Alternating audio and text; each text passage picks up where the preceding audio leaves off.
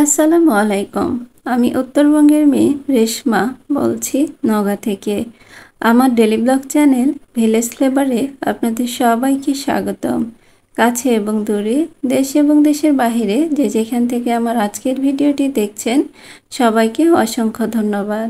আশা করি আল্লাহর অশেষ রহমতে আপনারা সবাই ভালো আছেন। আমিও আলহামদুলিল্লাহ ভালো আছি।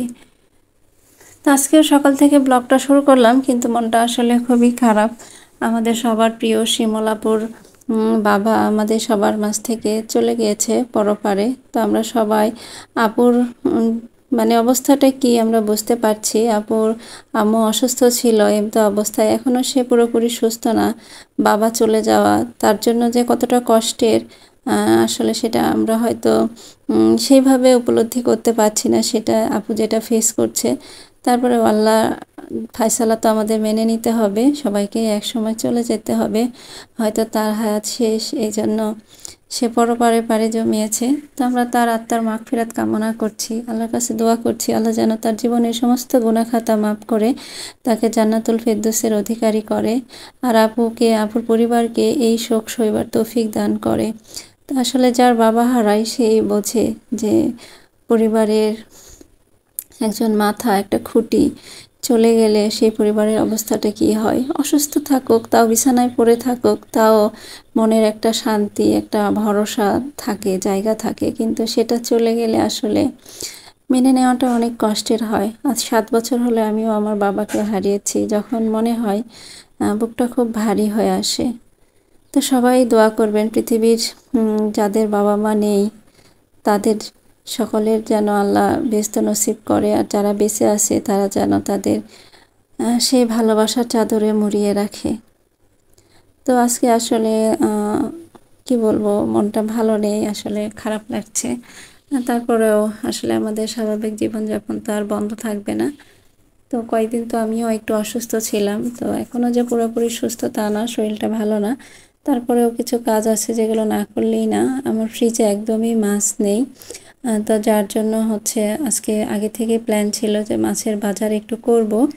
তো যার কারণে আমি হচ্ছে সকালেই বাগান থেকে শাকসবজি সব উঠিয়েছি। তো আমি পাটের শাক ভাজি করেছি, আর পেঁপে দিয়ে ডাল রান্না করেছি, আর দুপুরের জন্য একবারে ভাত রান্না করেছি। কারণ মাছ কাটতে বাছতে আসলে অনেক সময় লেগে যায়, যদি খুব বেশি দেরি হয় তাহলে যেন বাবা মেয়ে খেয়ে নিতে পারে, যার কারণেই এভাবে রান্না করেছি।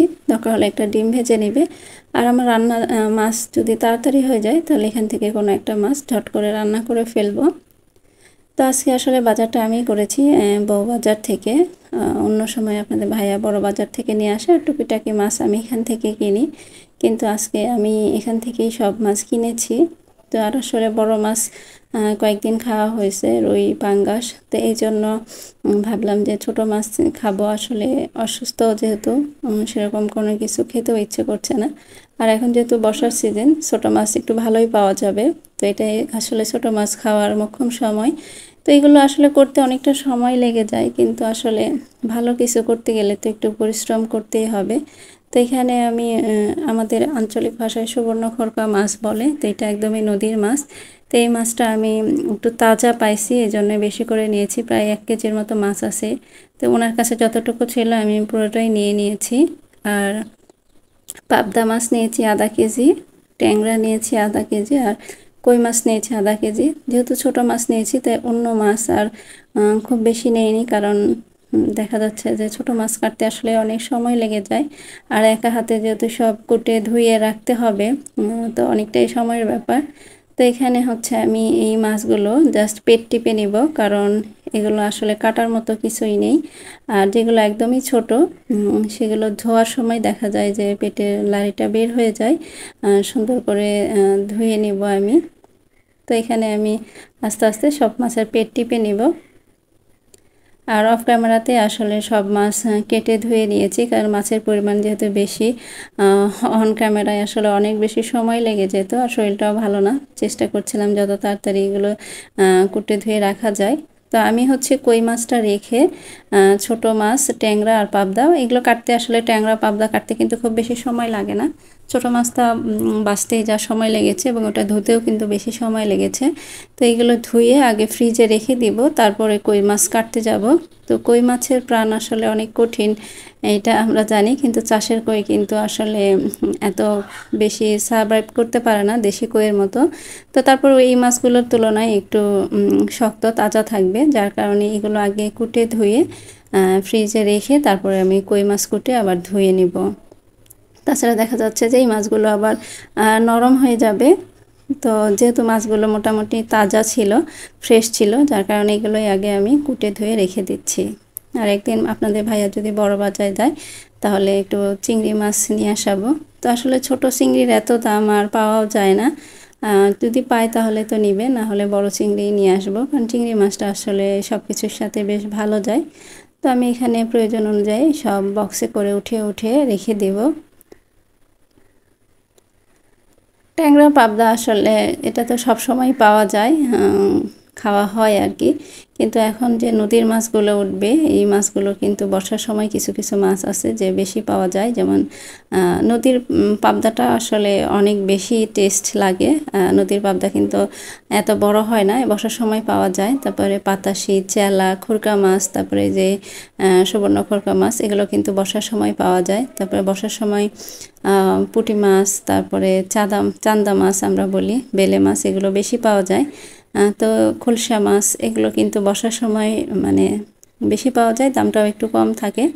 যদিও আসলে এখন আর দাম কম বলে এটা আসলে বলা মুখের আর কি কারণ অনেক দাম সব মাছেরই, সব জিনিসেরই। তো আমি বাটিতে যেটা রাখছি এটা আজকে রান্না করব। তো মোটামুটি আমার কিন্তু 1:30 বেজে গিয়েছে এই মাছ সব কুটে ধুয়ে ফ্রিজ করতে, কই মাছটা সহ। তো এগুলো যখন আমি বক্সে উঠাই তখন একটা রাজান দিচ্ছিল, দুপুরে জোহরের আজান হচ্ছিল। তারপরে কিন্তু এগুলো ফ্রিজে রেখে আমি কই মাছটা কেটে ধুয়ে এসে তারপরে ছোট মাছটা উঠিয়ে দিই আর রান্না করে তারপরে কিন্তু আমি গোসলে যাই। কারণ মাছ যেদিন কোটা বাছা করা হয় পুরো রান্নাঘরের অবস্থাই কিন্তু খারাপ হয়ে যায়। যদিও আমি কিন্তু বাহিরে আমার যে রান্নাঘর আছে সেখানে মাছ কেটে বাহিরে যে ইয়েটা আছে, একটা ট্যাপ আছে, সেখানেই ধুয়ে এখানে নিয়ে এসে আবার একটু ভালো করে ধুয়ে নিয়েছি। তারপরেও সব কিছু কেমন যেন একটা আস্তে আস্তে গন্ধ করে। তো এগুলো সব কিছু মাছের তরকারিটা আমি উঠিয়ে দিয়ে ভালো করে ধুয়ে পরিষ্কার করে নেব, তারপরে আমি গোসলে যাব। আর এই মাছটা, ছোট মাছটা আমার কাছে এত ভালো লাগে যে বলার মতো না। এটা শুধু কাঁচামরিচ আর পেঁয়াজ দিয়ে রান্না করলে খুবই ভালো লাগে। কিন্তু এখন তো পেঁয়াজেরও আকাশ ছোঁয়া দাম, 120 টাকা কেজি, যার কারণে ওইভাবে পেঁয়াজটাও দিতে পারছি না। তো সাথে একটা ছোট আলু দিয়েছি। আলু আসলে ভালো লাগে না আমার কাছে, আর একটু বড় সাইজ যেটা, সেটার সাথে আলু দিলে ভালো লাগে। এটা আসলে বেছে যে একদমই ছোট চিকন, এটার সাথে শুধু পেঁয়াজ আর কাঁচামরিচটাই খুব ভালো যায়। কিন্তু এই যে বললাম পেঁয়াজের দাম বেশি, তাই একটা আলু দিয়েছি, তাছাড়া একদমই অল্প হয়ে যাবে। তো এরকম মানে একটু পোড়া পোড়া করে, পুরপুরি বলি আমরা, তো এটা করলে কিন্তু খুবই মজা লাগে। আর যেহেতু আজকে একদম ফ্রেশ মাছ, তো এটা দিয়ে কিন্তু দুপুরে ভাত খেয়েছি আমি। তো তারপরে বিকালে দেখলাম যে এই যে এখানে এইটা পোলার চালের মতোই চাল, 90 ধান বলে। তো এটা দিয়ে কিন্তু আমরা খিচুড়ি খাই, আবার যে আটা কুটে নিয়ে আসা আলো চালে। তো এই চালটা দিয়ে আমরা চালের গুঁড়ি করে নিয়ে আসতেছি। গত সিজনে আমার শ্বশুর এই ধানটাই লাগিয়েছে। তো এটা আসলে একদম পোলার চালের মতোই। অনেক সময় দেখা যায় এই চালে পোলাওয়ের সেন্ট ব্যবহার করে পোলার চাল হিসাবে বিক্রি করে, কিন্তু এটাতে আসলে পোলাওয়ের কোনো সেন্ট নাই, নর্মাল যে চাল সেরকমই, কিন্তু দেখতে একদম পোলাওয়ের চালের মতো। তো এই চালটা দিয়ে খিচুড়ি অনেক ভালো হয়। তো এই চালটা দিয়ে কিন্তু আমি খিচুড়ি রান্না করি। তো এটা আমি রিফিল করে ছোট বয়ামে এটা ওভেন ক্যাবিনেট উপর রেখে দিই, হাতের কাছে সব সময় থাকে। আর বড় পটটা উপরের সেলফে তুলে রেখে দিই। তো দেখলাম যে খালি হয়েছে, তাই রিফিল করে রেখে দিলাম। আসলে দেখা যায় যে যখন যেটা খালি হয় সেটা যদি রিফিল না করি রান্নার সময় তাড়াহুড়া হয়ে যায়। তো যখনই দেখি খালি হয় ধোয়া রিফিল করে রেখে দিলে দেখা যায় যে কাজের সময় আর ওইভাবে কোনো প্রেশার পড়ে না। তো তারপরে আমি বিকালে একটু চা করে নেব। আসলে চা খাওয়াটা অনেক বেশি নেশা হয়ে গেছে। তো তো ভাবছি যে একটু ছাড়াবো, অ্যাসিডিটির সমস্যাও হচ্ছে, তাই বাদ দিব। কিন্তু বাদ দিব বললেও আসলে বাদ দিতে পারছি না, কেন জানি না, যে কোনোভাবে চা একবেলা না খেলে আমার হয় না। তো তারপরে আমার প্রিয় আপু ভাইদের কাছ থেকে চা খেতে খেতে বিদায় নিয়ে নিচ্ছি। সবাই ভালো থাকবেন, সুস্থ থাকবেন। আল্লাহ হাফিজ, আসসালামু আলাইকুম।